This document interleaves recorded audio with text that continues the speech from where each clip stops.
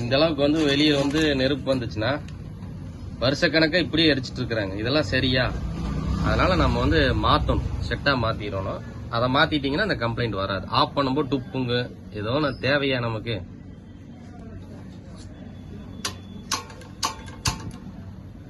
இப்படி எரியலாமா?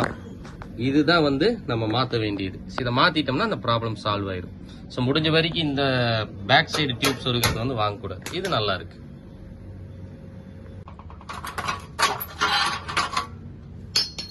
எப்பவுமே வந்து இந்த மாதிரி டியூப் எல்லாம் வர்றதெல்லாம் வாங்க வேண்டாம். இதெல்லாம் வந்து சும்மா ஒரு ஷோக்கு தான். பார்த்தீங்கன்னாவே தெரியும். பழைய மாடல் தான் பெஸ்ட்.